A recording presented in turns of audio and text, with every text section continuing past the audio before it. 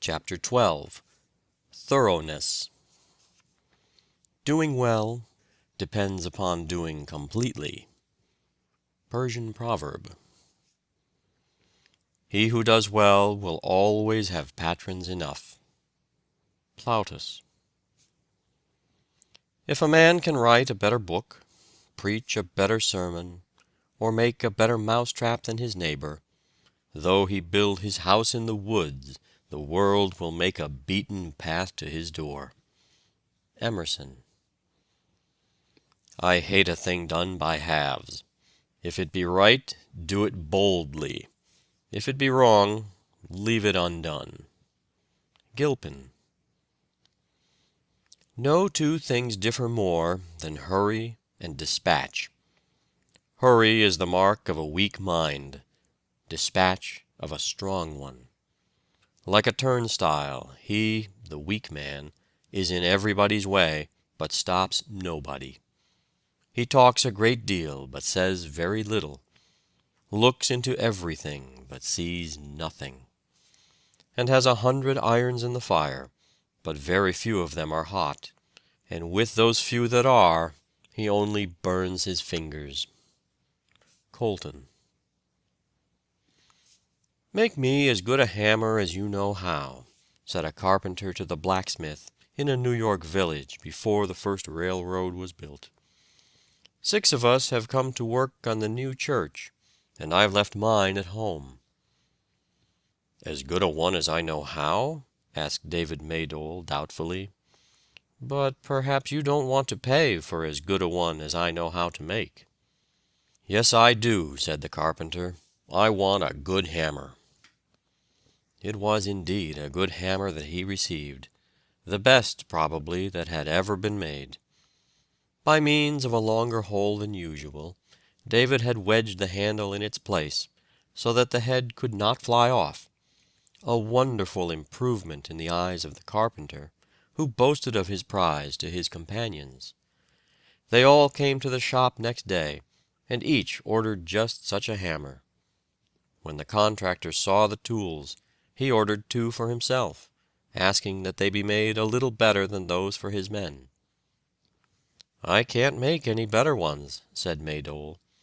"When I make a thing, I make it as well as I can, no matter whom it is for." The storekeeper soon ordered 2 dozen, a supply unheard of in his previous business career.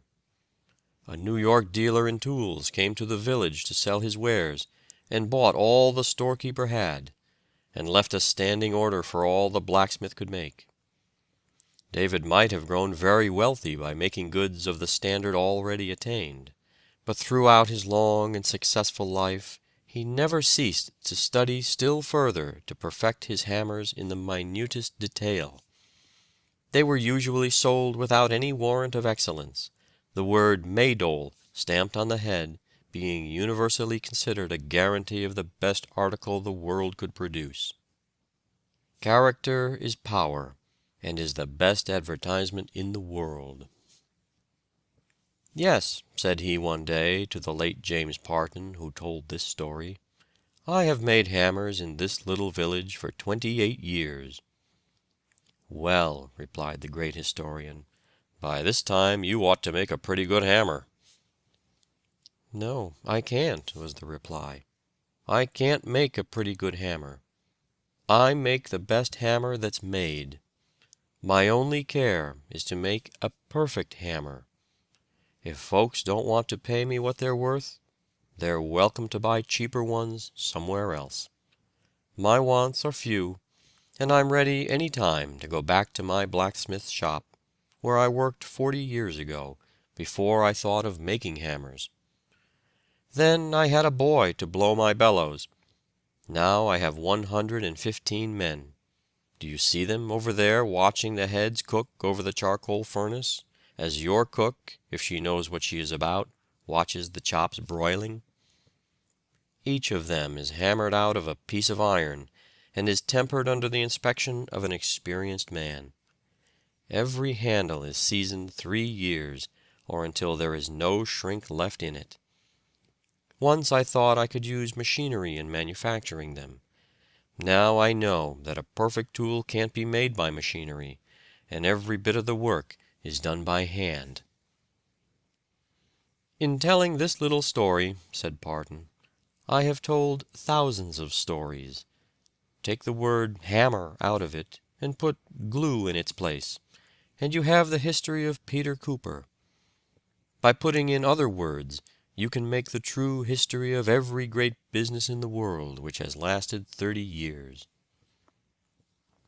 "We have no secret," said manager Daniel J. Morrill of the Cambria Iron Works, employing 7,000 men at Johnstown, Pennsylvania. "We always try to beat our last batch of rails. That is all the secret we've got, and we don't care who knows it. I don't try to see how cheap a machine I can produce, but how good a machine," said the late John C. Whiten, of Northbridge, Massachusetts, to a customer who complained of the high price of some cotton machinery. Businessmen soon learned what this meant, and when there was occasion to advertise any machinery for sale, New England cotton manufacturers were accustomed to state the number of years it had been in use, and add, as an all-sufficient guarantee of Northbridge products, "Whiten make." Put thoroughness into your work. It pays. "The accurate boy is always the favored one," said President Tuttle. "If a carpenter must stand at his journeyman's elbow to be sure his work is right, or if a cashier must run over his bookkeeper's columns, he might as well do the work himself as employ another to do it in that way." "Mr. Girard, can you not assist me by giving me a little work?" asked one John Smith, who had formerly worked for the great banker and attracted attention by his activity. "Assistance? Work? Ah, you want work." "Yes, sir. It's been a long time since I've had anything to do." "Very well, I shall give you some. You see them stone yonder?" "Yes, sir." "Very well, you shall fetch and put them in this place, you see?" "Yes, sir. And when you're done, come to me at my bank." Smith finished his task, reported to Mr. Girard, and asked for more work. "Ah, oui, you want more work? Very well. You shall go place them stone where you got him. Understand, eh? You take him back." "Yes, sir." Again Smith performed the work, and waited on Mr. Girard for payment. "Aha, you all finish?" "Yes, sir." "Very well. How much money shall I give you?" $1, sir." "That is honest. You take no advantage. There is your dollar." "Can I do anything else for you?" "Oui. Come here when you get up tomorrow. You shall have more work." Smith was punctual, but for the third time, and yet again for the fourth, he was ordered to "take dem stone back again." When he called for his pay in the evening, Stephen Girard spoke very cordially. "Ah, Monsieur Smith, you shall be my man. You mind your business and do it. Ask no questions. You do not interfere. You got one wife?" "Yes, sir." "Ah, that is bad. One wife is bad. Any little chicks?" "Yes, sir, 5 living." "5, that is good. I like 5. I like you, Monsieur Smith. You like to work. You mind your business. Now I do something for your 5 little chicks. There, take these 5 pieces of paper for your 5 little chicks. You shall work for them. You shall mind your own business, and your little chicks shall never want 5 more." In a few years Mr. Smith became one of the wealthiest and most respected merchants of Philadelphia. It is difficult to estimate the great influence upon a life of the early formed habit of doing everything to a finish, not leaving it half done, or pretty nearly done, but completely done. Nature finishes every little leaf, even to every little rib, its edges and stem, as exactly and perfectly as though it were the only leaf to be made that year.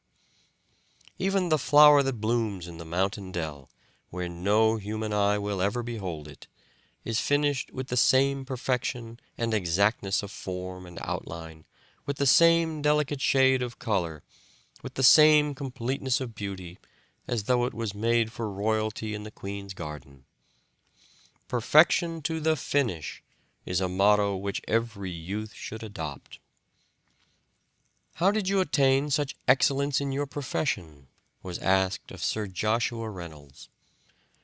"By observing one simple rule, namely to make each picture the best," he replied.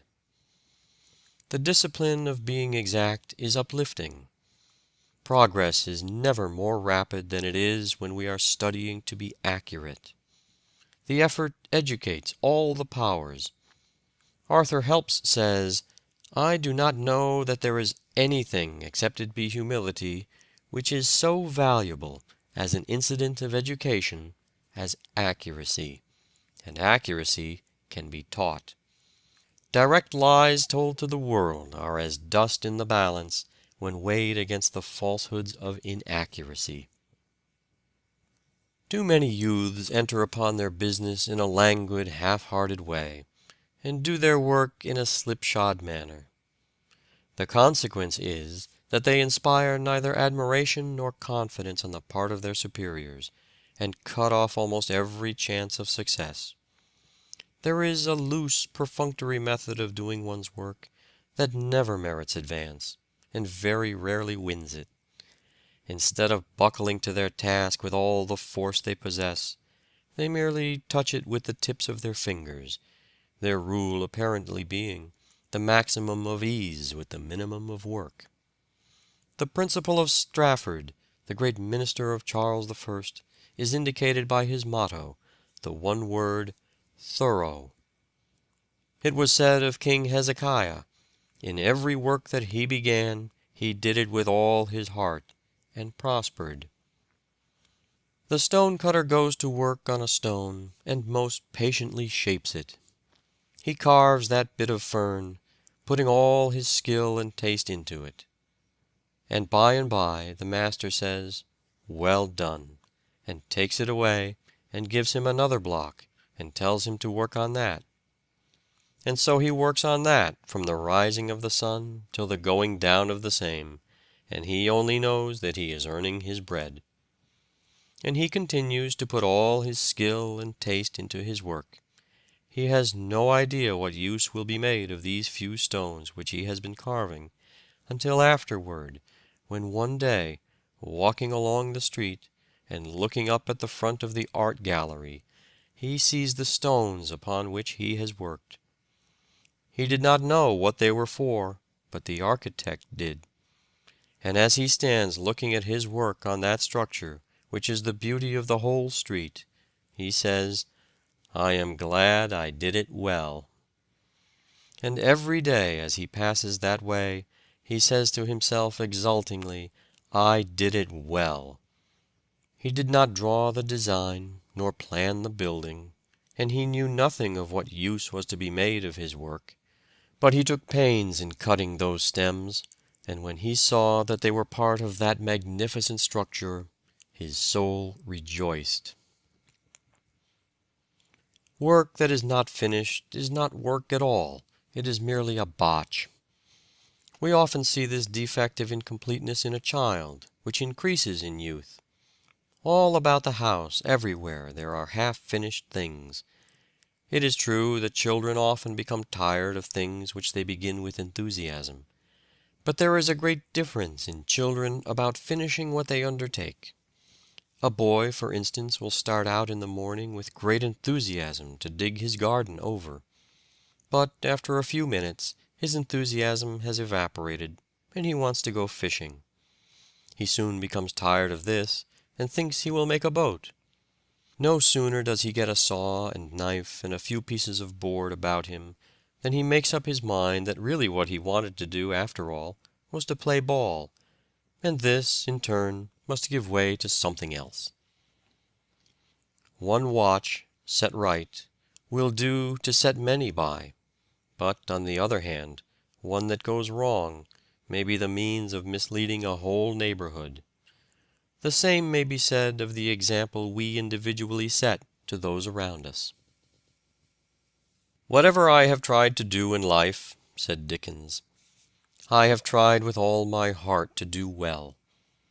What I have devoted myself to, I have devoted myself to completely."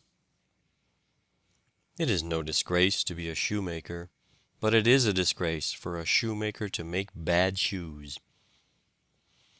A traveler, recently returned from Jerusalem, found, in conversation with Humboldt, that the latter was as conversant with the streets and houses of Jerusalem as he was himself. On being asked how long it was since he had visited it, the aged philosopher replied, "I have never been there, but I expected to go 60 years since, and I prepared myself." So noted for excellency was everything bearing the brand of George Washington, that a barrel of flour marked "George Washington, Mount Vernon," was exempted from the customary inspection in the West India ports. Pascal, the most wonderful mathematical genius of his time, whose work on conic sections at 16 Descartes refused to believe could be produced at that age, is considered to have fixed the French language, as Luther did the German, by his writings. None of his provincial letters, with the exception of the last 3, was more than 8 quarto pages in length. Yet he devoted 20 days to the writing of a single letter, and one of them was written no less than 13 times. The night the Tasmania was wrecked, the captain had given the course north by west, 67 degrees. He had taken account of eddies and currents. The second officer, overlooking these, had ordered the helmsman to make it north by west 57 degrees, but to bring the ship around so gently that the captain wouldn't know it. Hence her destruction. Reverend Mr. Maley, of the Ohio Conference of the Methodist Church, had the habit of greatly exaggerating anything he talked about.